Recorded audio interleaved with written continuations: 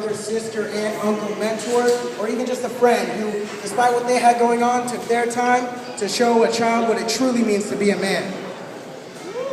All right, so here goes.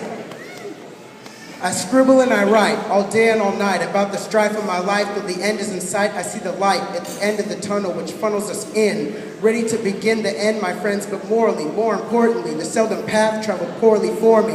Yet through it all, I learned to stand tall, taught not to dissolve, but rather resolve, to define and solve life's ins and outs. Always a hand up, not a handout. I stood up to stand out. I took the alternate route home. What lie ahead, not always known, but as long as the sun shone, I was happy. Gladly living life without daddy. See, it was sad. He left the family he had. He said goodbye without a worry or a cry. Too young to understand why. Two children called daddy to the man that was mine. For the mistakes he made, he paid gravely, but I'm fine.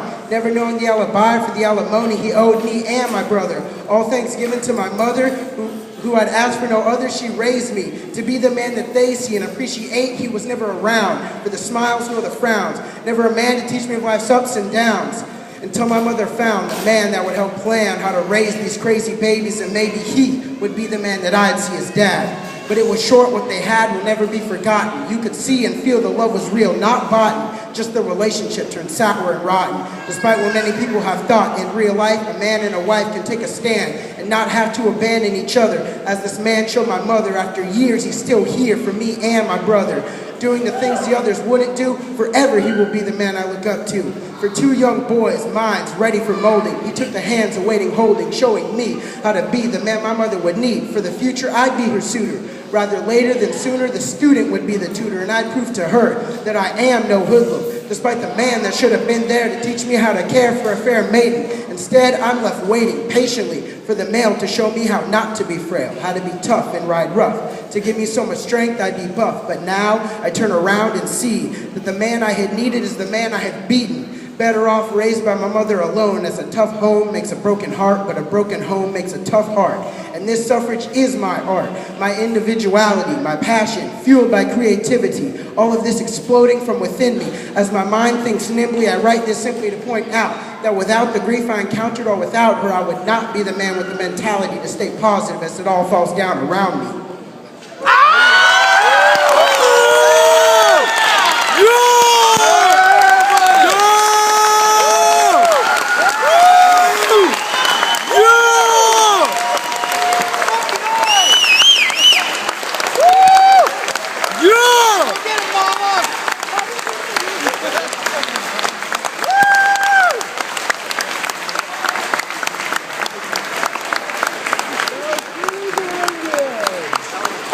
Now they're gonna think he has two moms.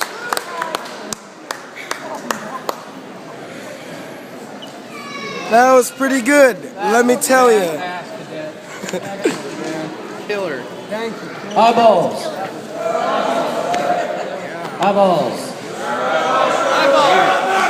All right, we're gonna move on to the next entertainment we have prepared for you. Hey, Milner. You killed it, dude. Milner. Called the Uso Song by Otto Key, sung by Cadets Hendrix, Luano, and Samoa.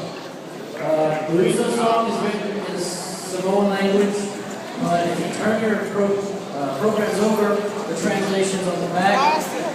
And this song, I know, means a lot to the cadets and